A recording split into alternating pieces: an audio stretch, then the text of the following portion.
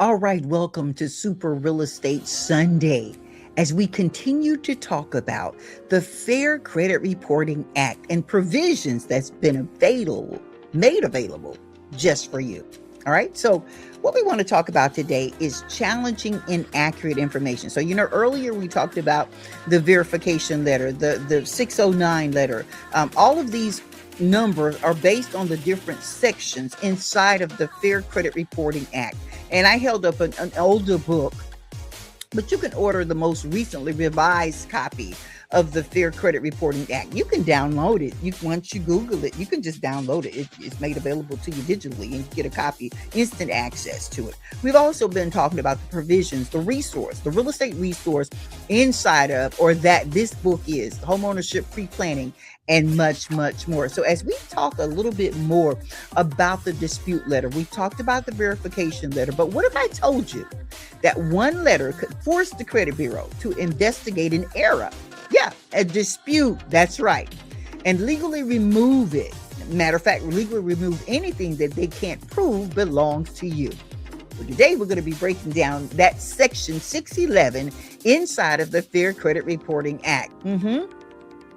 It's a 611 dispute letter, number 611, because it's based on the section of that Fair Credit Reporting Act. And also there are a set of provisions that the credit reporting entities, they have to adhere to. Yes, and that's called the CRA. So your official tool under the Fair Credit Reporting Act is to challenge anything inaccurate or outdated or unverifiable. And remember, we send out a letter of verification that's based on section 609. So it's called a 609 letter. That's the first thing that we send out, right? Yeah. These things are things that you learn during our sessions of homeownership pre-planning, right? So you get the book, you signed up for the course, and so when you sign up for the course, and the course is free, we meet every week. And each week that we meet, we are addressing a directive. We complete that directive during the week, step by step, you and I together. When we get to the next meeting, that has been accomplished, that has been finished, placing you closer and closer to your real estate goal, whatever it may be. Yes. So as we're talking about this 611 dispute letter, what we're doing is verifying anything outdated, anything inaccurate, anything that's unverifiable that's on your credit report. Yeah. If you're serious about restoring your credit, this is one of the most powerful steps that you can take. Oh, yeah. Under that section 611 of the Fair Credit Reporting Act, you have the right to dispute any item on your credit report that is inaccurate, if it's incomplete, if it's outdated, or if it cannot be verified. Yeah. This is different from the 609 letter that we send out. That is a letter of verification. You're asking them to verify this item that you see on your report. The 611 demands a correction. That's right. Your 611 dispute letter must clarify, identity. You're disputing this thing that they can't verify. So it's you want to clearly identify every item that you're challenging. Yeah. You want the account name, the account number, the specific error that you're finding on your report.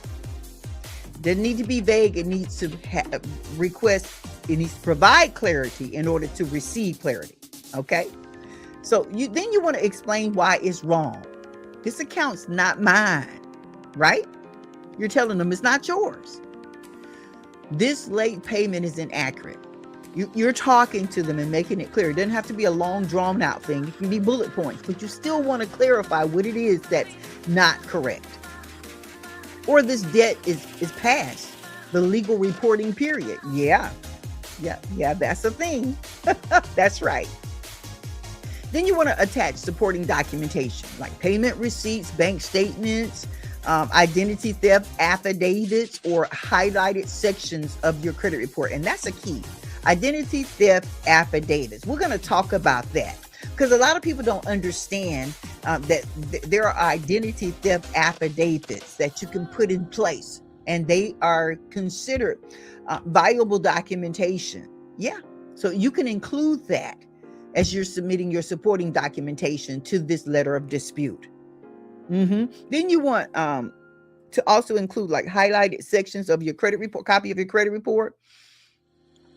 When you send your 611 dispute letter, you want to send it how? That's right, by certified mail. Just like we sent out the verification letter, the 609 verification letter, you want to send it by certified mail, because again, time is of the essence, and you need to have a time step. You need to be able to follow that letter. Yeah, because there are time constraints that are involved. So when you send it to the credit bureau regarding reporting errors, typically they're supposed to have 30 days to investigate and respond to you. How will you know when the 30 days begin and end? You need to send it certified. Hold on to your documentation. If you, well, I tell you what, firstly, we're going by the 609 letter. If they weren't able to verify, this gives you an opening to dispute. I know some people that dispute even if it's been verified. If they cannot verify the information, that's even after you're sending this 611 letter to dispute it, then they need to delete it or correct it. And if they update it, they must notify you in writing that it has been updated, so you know how to move forward, typically to get a copy of that updated version. So if you're ready to take control of your credit and your future, then you need to start now. Firstly, you want to grab your copy of Homeownership Pre-Planning and much, much more. You can pick this up on Amazon.com, because this is the blueprint for financial clarity and homeownership success. It is a real estate resource, a homeownership, a property ownership, a real estate ownership blueprint and resource. Next, you want to schedule your homeownership pre-planning screening with me. Right. So we can map out your personalized path to ownership, whether it's to expand your ownership or to begin your ownership of land or residential property.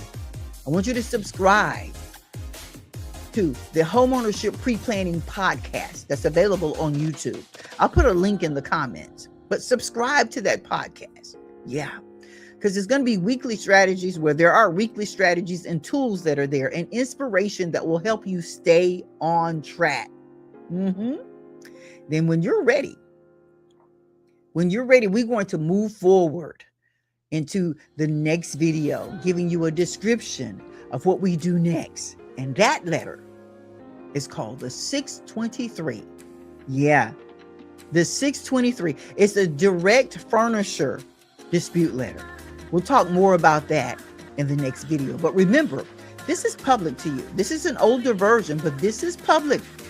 Just Google the Fair Credit Reporting Act and you'll see it come up. You can download it digitally or you can order a hard copy. It's available to you as a consumer. Here's what I want you to remember on this Super Real Estate Sunday, that there are provisions that have been made available to you to help you. And I am here as a homeownership pre-planning resource for anything that you might need regarding land ownership. I'm Jacqueline Battle, National Land Realty.